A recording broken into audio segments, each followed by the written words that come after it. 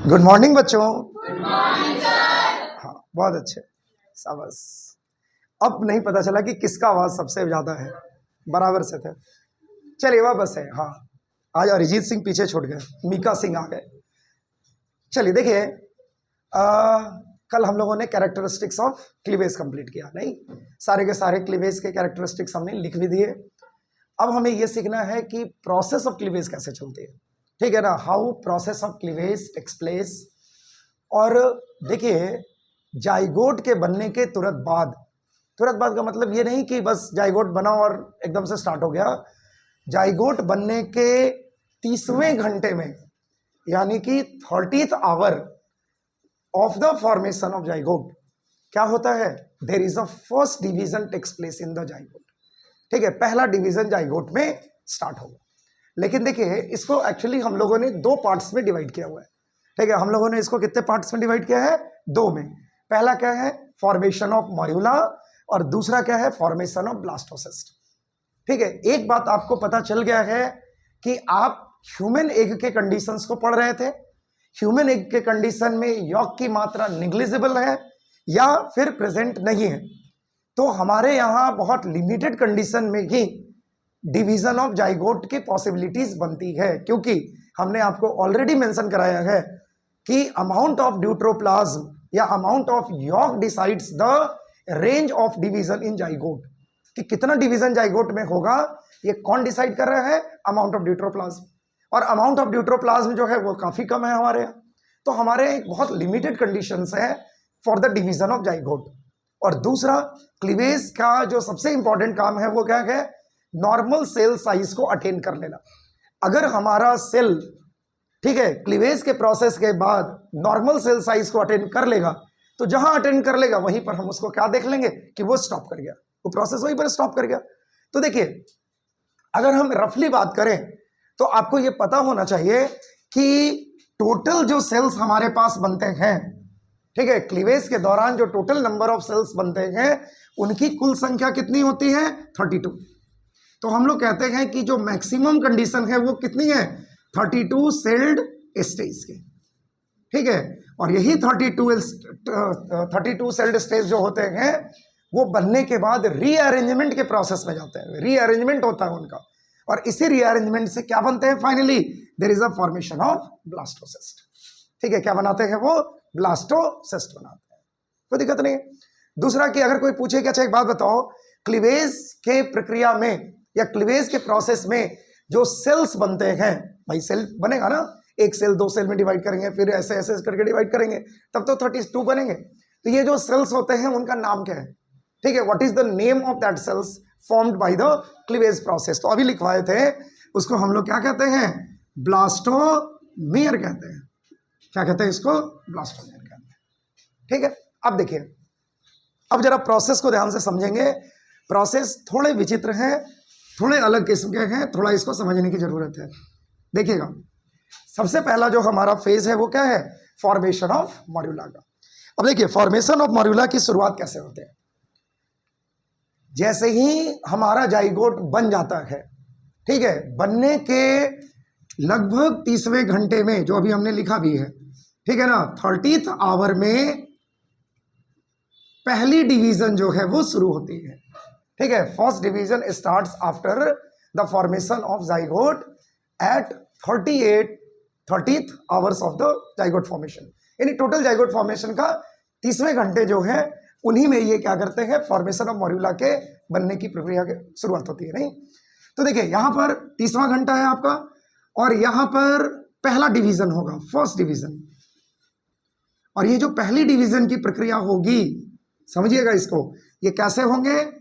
तो ये होंगे इनडिटर्मिनेट,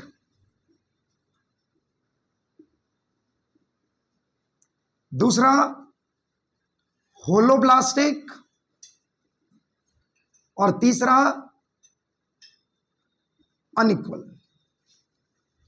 और चौथा रेडियल।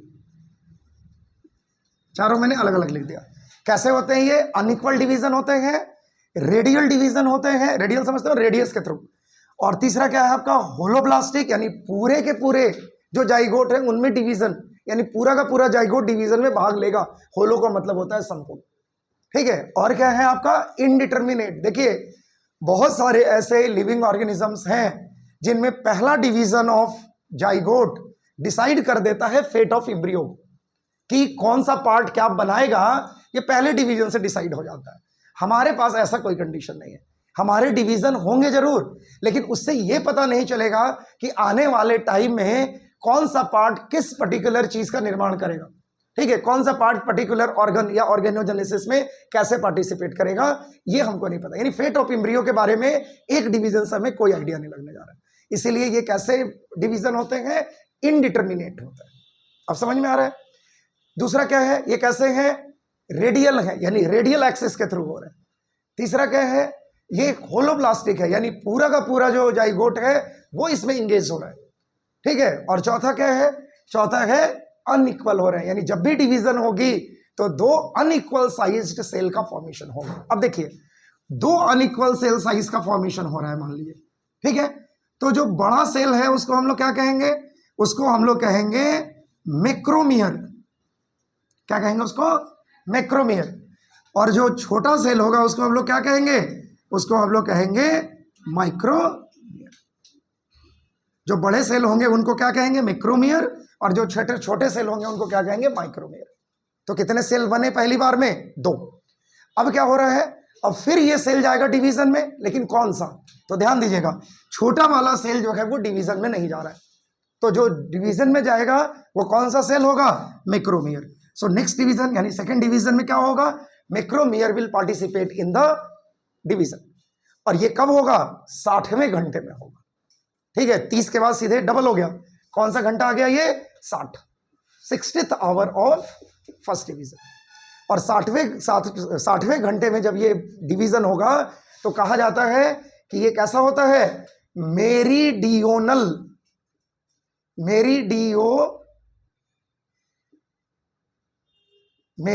होता है। और ये भी कैसा होता है, अनइक्वल होता है।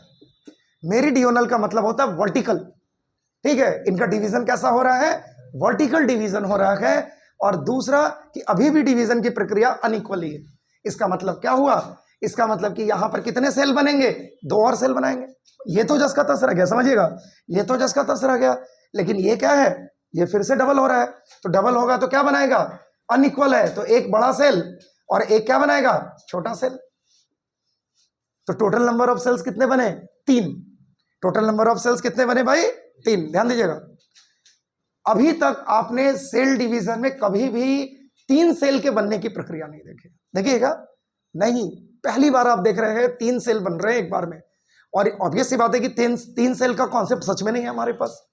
तो एक्चुअल में ये जो स्टेज है ना, इसको हम लोग कहते हैं ट्रांजिएंट स्टेज, ट्रांजिशन स्टेट है। तो भाई जैसे मान लीजिए, आप खुद सोचिए कि एक छोटा सेल बना, एक बड़ा सेल बना। अब छोटा सेल डिवाइड कर ही नहीं रहा है, बड़ा सेल ही डिवाइड करेगा। तो एक सेल में 2 ही सेल बन सकते हैं, डॉक्टर सेल्स, और ये जस का तस रह गया, इसमें कोई डिवीजन हुआ नहीं। तो ये जब डिवीजन नहीं कर रहा है, इसका मतलब क्या हुआ, 2 इससे बने, इससे कुछ नहीं बना। तो टोटल नंबर ऑफ सेल कितने बने, 3। लेकिन 3 सेल का तो कॉन्सेप्ट है नहीं। तो आप इसको क्या कहते हैं, इसको आप कहते हैं ट्रांजिएंट स्टेज। क्या कहते हैं आप इसको, ट्रांजिएंट स्टेज। मैंने बीच में आ गया अचानक से, लेकिन ये रुकेगा नहीं, 3 सेल में जाकर के खत्म नहीं हो रहा है। फिर उसके बाद नेक्स्ट डिवीजन होगा, दैट इज 4th डिवीजन। और ये कब होगा, अब ये होगा 72th आवर में, 72वें घंटे में। अभी तक हो रहा था 30, 60, तो नियम से 90 होना चाहिए। लेकिन अब क्या होगा, 72वें घंटे में नेक्स्ट डिवीजन होगा। और नेक्स्ट डिवीजन फिर किसका होगा, तो देखिए, तो इसमें भी एक बड़ा और एक छोटा सेल बना है। तो छोटे सेल में डिवीजन तो होगा नहीं, तो किसमें होगा, बड़े सेल में। और वापस से जब बड़े सेल में डिवीजन होगा तो अब ये बना देंगे इक्वल साइज के 2 सेल। तो अब टोटल नंबर ऑफ सेल कितने हो गए, 4 हुए कि नहीं। ये सेल डिवाइड किया तो 1, 2, एक ये छोटा वाला रह गया और ये ऑलरेडी मौजूद है। तो टोटल नंबर ऑफ सेल कितने हो गए, 4 हुए कि नहीं हुए। ये बात समझ में आ रही है, बोलो हाँ। देखिए फिर से समझिए, पहली बार जब डिवीजन होता है, फिर से समझना, इसलिए मैं कह रहा हूं कि ये थोड़ा कॉम्प्लिकेटेड है। जरा देना, मैं इसको मिटा करके आपको बताता हूं फिर से। ये सब लिखा हुआ है, हो गया। देखिए फिर से समझिए, इसका समझना बहुत जरूरी है। देखिए जोना प्लूसिडा लेयर जस की तस रह जाती है, तो इसको हम एज यूजुअल रख देते हैं, ठीक है। अब देखिए इसी के अंदर डिवीजन कराते हैं। चलिए अब यहां पर मान लीजिए कि ये आपका एक सेल है, अब इसमें पहला डिवीजन हो रहा है, पहला डिवीजन हो रहा है, ठीक है। जैसे ही पहला डिवीजन होगा तो क्या होगा, एक सेल जो होगा वो क्या बनेगा, बड़ा, और एक सेल जो होगा वो क्या बनेगा, छोटा। तो मान लीजिए ये छोटा सेल बना और ये सेल जो है वो बड़ा बन गया। ये बात समझ में आ रही है? तो चलिए दो सेल बन गए। अब क्या हो रहा है, नेक्स्ट कंडीशन में फिर सेल बनेंगे। तो आपको क्या पता है कि इसको हम कहते हैं क्या, माइक्रोमीयर, और इसको हम क्या कहते हैं, मैक्रोमीयर। अब देखिएगा माइक्रोमीयर में डिवीजन नहीं होगा, माइक्रोमीयर में डिवीजन नहीं होगा, वो तो जस का तस छूट गया। तो जो बचा वो क्या है, मैक्रोमीयर। अब मैक्रोमीयर में फिर से डिवीजन होगा। अब ये डिवीजन कैसा होगा, तो एक तो ये वर्टिकल डिवीजन है जिसको हम लोग मेरीडियोनल डिवीजन कहते हैं, ठीक है, और दूसरा जो डिवीजन है उसको हम लोग क्या कहते हैं, अनइक्वल। तो उस कंडीशन में टोटल नंबर ऑफ जो सेल बनेंगे वो कितने बनेंगे, तो ये तो जस का तस रह गया, इससे जो सेल बनेगा वो कितना बनेगा, दो। लेकिन ये भी कैसा बनेगा, अनइक्वल साइज। तो एक सेल जस के तस रह गए, इससे दो सेल बने, एक फिर बड़े साइज का है और एक फिर छोटे साइज का है। अब समझ में आया? तो यहां पर कितने सेल बने हैं टोटल, तीन सेल बने कि नहीं। और ये जो तीन सेल्ड का स्टेज है इसको आपने क्या कहा था, ट्रांजिएंट स्टेज, बताया ना, ट्रांजिएंट स्टेज कहते हैं। ये रेगुलर सेल स्टेज नहीं है, ये तो बन गया बीच में, क्योंकि आगे बढ़ना है आपको। अब देखिए क्या हो रहा है, फिर आपके पास एक बड़ा सेल है, देखिए यहां, और ये तो इसमें तो डिवीजन हुआ ही नहीं, तो इसको तो भूल ही जाइए। अब केवल इसमें बात कर रहे हैं। तो इसमें ये सेल क्या है, बड़ा है, ये सेल क्या है, लार्ज है, और ये सेल क्या है, स्मॉल है। तो डिवीजन किस में होगा, लार्ज में कि स्मॉल में, लार्ज में। तो लार्ज सेल में जब डिवीजन होगा तो ये सेल कहां चले गए, ये सेल अब डिवाइड करेंगे तो क्या बनाएंगे, ये पहले से सेल है, और ये क्या बनाएगा, ये एक सेल और ये दो सेल, ठीक है। तो टोटल नंबर ऑफ सेल्स कितने हो गए, इन्होंने दो बना दिया और एक पहले से छोटे हैं, तो टोटल नंबर ऑफ सेल कितने हो गए, चार हुए कि नहीं हुए। और चारों जो होंगे उनकी साइज लगभग क्या हो जाएगी, एक जैसे हो जाएगी। अब समझ में आया क्या हुआ। तो ओवरऑल में कितने सेल बन गए, अब चार। और ये घटना कब घट रही है, ये डिवीजन कब हो रहा है, 72 आवर्स में। तो पहला डिवीजन कब हुआ, 30वें घंटे में, दूसरा डिवीजन कब हुआ, 60वें घंटे में, और तीसरा डिवीजन कब हुआ, 72वें घंटे में। टोटल नंबर ऑफ सेल कितने बने, 4। और चारों सेल इक्वल है या अनइक्वल, इक्वल। इसमें किसी को डाउट है क्या, अब समझ में आया, है ना आसान। चलिए अब आप बुक जाकर के पढ़िएगा तब आपको समझ में आएगा कितना आसान है, ठीक है। इतने लेंदी फॉर्म में एनसीईआरटी ने लिखे हैं कि पूछिए मत, ठीक है। चलिए वापस आता है। अब देखिए, अब आपके पास टोटल नंबर ऑफ सेल कितने हो गए, 4। अब 4 सेल क्या करेगा, फिर से डिवीजन करेगा, लेकिन अब इनकी सिंक्रोनोसिटी खत्म हो गई। अब इसका जो टाइम ड्यूरेशन है कि डबल टाइम में या कभी, अब ये डिवीजन अपने हिसाब से चलेगी। अब 72 घंटे के बाद अब हम ये नहीं बताएंगे कि कब तक चलेगी डिवीजन। तो नेक्स्ट डिवीजन जो होगा वो क्या होगा, 4 सेल जो थे अब वो क्या करेंगे, जब डिवाइड करेंगे तो टोटल नंबर ऑफ सेल कितना बनेगा, 8। कितने बनेंगे, 8 सेल्स। और 8 सेल जब डिवाइड करेंगे तो क्या बनाएंगे, 16 सेल, 16 सेल्ड स्टेज। तो ये जो 8 to 16 सेल्ड स्टेज होते हैं ना, इसी को हम लोग कहते हैं मॉड्यूला स्टेज। क्या कहते हैं इसको, मॉड्यूला। क्यों कहते हैं इसको मॉड्यूला स्टेज, देखिए मॉड्यूला का मतलब होता है मलबेरी। मॉड्यूला जो टर्म आया वो कहां से आया, मलबेरी। और मलबेरी का एक्चुअल मतलब होता है, देखिए वही मलबेरी की बात हम कर रहे हैं जिस पर सिल्क वॉर्म, ठीक है, या सिल्क मोथ जो होते हैं वो सिल्क के प्रोडक्शन, यानी जिसमें कि आप सिल्क वॉर्म को ग्रो कर सकते हैं। मलबेरी के प्लांट पर ही सिल्क वॉर्म को ग्रो कराया जाता है, और वो मलबेरी के ही लीफ और उनके फ्रूट्स को खा करके जिंदा रहता है। समझ में आ रहा है ना।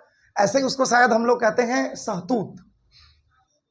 आप देखेंगे कि ब्राउन कलर का या डार्क कलर का एक छोटा सा फल होता है जिसमें एकदम ऐसे ऐसे ऐसे ऐसे ऐसे ऐसे ऐसे ऐसे दिखाई देता है। कभी गाँव में मिलते हैं, वो टोकरी में लेकर के आती है महिला ज्यादातर, या पुरुष, वो बूढ़े लोग खास करके आते हैं, वो चिल्लाते जाते हैं, थोड़ा खट्टा लगता है खाने में। खाया कभी, तूत नहीं खाया, कोई बात नहीं है, मैंने भी नहीं खाया, लेकिन मैंने सुना है कि ऐसा लगता है, ठीक है। जो ग्रामीण क्षेत्र से बिलोंग करते हैं, या जो गांव जाते आते रहते हैं, या जो गांव में रहते हैं, उनको शायद ये वाली चीज भेंट हो जाएगी, ठीक है। शहरी क्षेत्रों में तो सवाल ही नहीं। शहरी क्षेत्र में तो हमारे यहाँ गोबर का गोईठा भी 150 रुपए में मिलता है।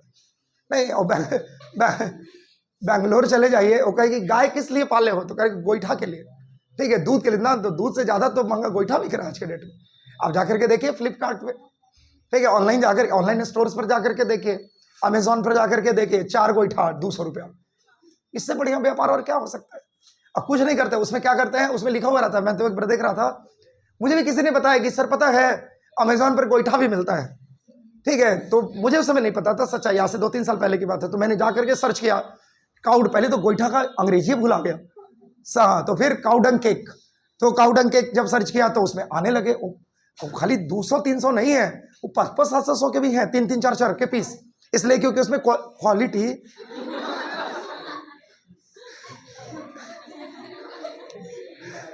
अब बताइए एक्सक्रीटा में क्या क्वालिटी होगा। हाँ, लेकिन वो गलत नहीं बोल रही है, वो ठीक बोल रही है, क्वालिटी है उस गोबर में। देखो क्या है गोबर में क्वालिटी, मैं बता रहा हूँ। उसमें वो लोग क्या करते हैं, धूप और पता नहीं क्या क्या डाल देते हैं, ऑलरेडी पहले से मिला हुआ होता है उसमें, धूप उप जो होते हैं, या काची कहते हैं, चंदन उंदन या कुछ भी, उसको पीस पास करके पहले से उसमें ऐड कर देते हैं, घी वो सब, और उसके बाद जाकर के गोबर पात आते हैं। उसके बाद जो गोईठा बनता है वो ज्यादा पैसे वाला है, और अपने यहाँ जो होता है कुछ नहीं होता है, वो ऐसे गोल गोल लोई बनाई और उसमें वो थोड़ा बहुत वो चिपका देती हैं भूसा, ठीक है, भूसा को ऐसे चिपकाया और फट जा करके दम लगा दिया, और अपन दीवार छोड़ के दूसरों की दीवार पर, ठीक है, दूसरों का दीवार चमक रहा है, नहीं तो होता है ऐसा नहीं। देखो देख भी रहा है, देख रहा है कितने रुपए मिल रहा है, देखो 500, गलत नहीं बोल रहा है वो। बेंगलोर में कहाँ मिलेगा। अच्छा एक बात बताओ, बेंगलोर में भाई अगर आप बिहारी, मतलब बीइंग इंडियन, आपको तो पूजा पाठ यज्ञ हवन तो कराना ही है, अगर आप हिंदुइज्म को फॉलो करते हैं तो, कुछ नहीं तो सत्यनारायण भगवान का कथा तो होना ही है साल भर में एक आध बार। अब वहां पर वो पंडित जी कहते हैं यज्ञ करना है, हवन करना है, तो हवन के लिए आपको गोईठा चाहिए, तो यहाँ तो बड़े आराम से मिल जाते हैं अभी भी, ठीक है। आपका कोई दोस्त है गाँव में, भाई तरी गोईठा का इंतजाम करना होगा 10 को, हाँ हो ना, 50 रुपया दिए हो जाए तो दे दिया वो, या फ्रीओ में हो गया, अगर दोस्त के यहाँ है तो फ्री में ले जाओ यार, हटाओ, पूजा के नाम पर लोग दे देते हैं। लेकिन वहां बेंगलोर में देगा कौन, कौन गाय है, ठीक है, कहां से गोईठा लाइएगा, तो करिए। और सोचिए ये तो तब भी बेंगलोर है, और चल गए सैन फ्रांसिस्को में, अब क्या कीजिएगा। सैन फ्रांसिस्को समझते हो ना, अमेरिका, उसका एक अच्छा, हाँ मैंने कहीं और चलेगा, इटली चलेगा, कहीं और कहीं रहते हैं। अब भाई इंडियन है तो कल्चर तो नहीं भूले, कभी ना कभी तो हो ही जाएगा, नियम धर्म तो सबको करना है। अब वहां पर क्या मिलेगा आपको, तो गोईठा लीजिए अमेजोन से, ऑर्डर कीजिए, ऑर्डर करके मंगवाइए, तो 500 का, 400 का, 600 का। तो जब आप फोन करके अपनी मम्मी को कहिएगा कि मम्मी पता है आज यज्ञ करवाए हवन, और 600 का गोईठा मंगवाए, थू छी, आ जाते हम बोरा में भर के, अरे बोरा में भर के दे तो देती, लेकिन हवाई जहाजों पर रखने ही नहीं देगा, ठीक है, ले कैसे जाओगे, ठीक है, बोरा में भर के आप तो दे दीजिएगा, ठीक है, लेकिन हवाई जहाज पर उसका वो लगेज का पूरा अपना नियम कानून है कि कहाँ ले जा रहे हो, काउडंग केक, ठीक है। तो वो सामने वाला को समझ में नहीं आएगा कि खाने की चीज है कि क्या खाने की चीज है, ठीक है, तो फिर वो रोक रख देंगे, तो नहीं होता, नहीं चलिए। और देख भी लिया, उसको समझ में आ रहा था कि सब झूठ बोल रहे हैं, ठीक है, अरे नहीं भाई, वीडियो बनाते वक्त मैं झूठ नहीं बोलता, ठीक है। चलो देखो ध्यान देना, चला इधर, फिर मोहित, अभी तू सागर के पीछे पड़ा हुआ था कुछ दिन तक, अब मोहित के पीछे पड़ गया, अब डुबा के मानेगा तो इसको हम समझ गए। देखो इधर ध्यान देना, तो टोटल नंबर ऑफ सेल कितने बने, that is the little mulberry like structure is form. और ये जो लिटिल मलबेरी लाइक स्ट्रक्चर का फॉर्मेशन, क्योंकि सब सेल एक दूसरे से उलझे हुए हैं, ठीक है, तो सब लग रहा है जैसे एक दूसरे के ऊपर में, ऐसा दिखाई देगा, देखिए ऐसा ऐसा दिखाई देगा, ऐसे ऐसे ऐसे ऐसे ऐसे ऐसे ऐसे, तो ये क्या बनाते हैं, ये बिल्कुल एक स्ट्रक्चर बनाते हैं, that is the little mulberry like structure. और इसीलिए इसको हम लोग क्या कहते हैं, मॉर्यूला कहते हैं। और ये सारे कांड कहाँ हो रहे हैं,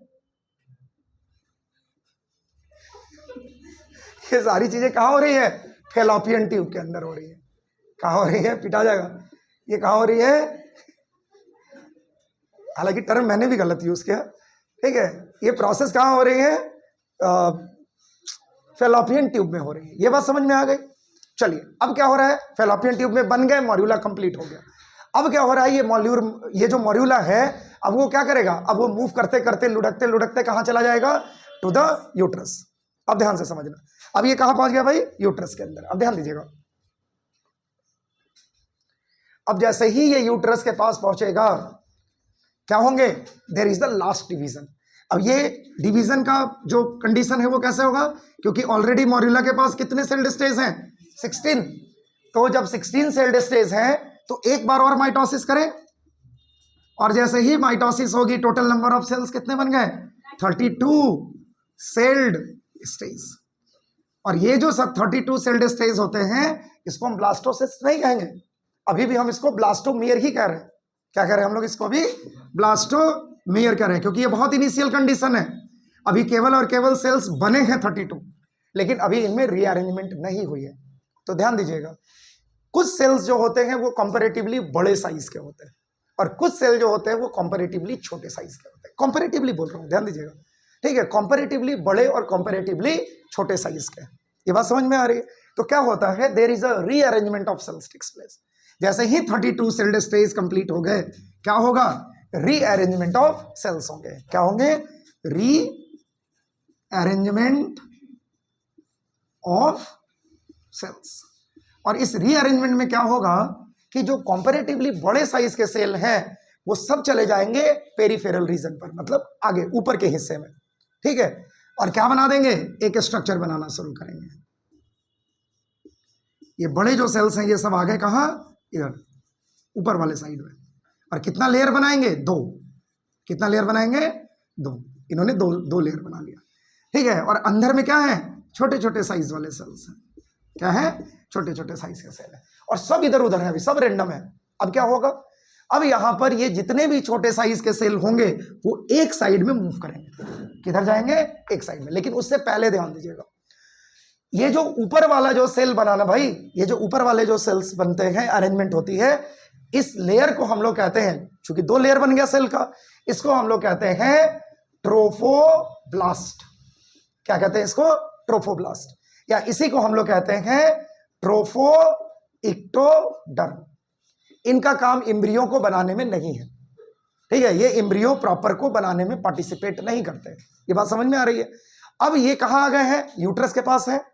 लेकिन प्रॉब्लम ये है कि इनके पास सेल है, और अगर सेल है तो इनको डिवीजन तो करना ही है, और अगर डिवीजन करना है तो इनको न्यूट्रिएंट सप्लाई की जरूरत है, लेकिन न्यूट्रिएंट तो है नहीं वहां। तो क्या होगा फिर?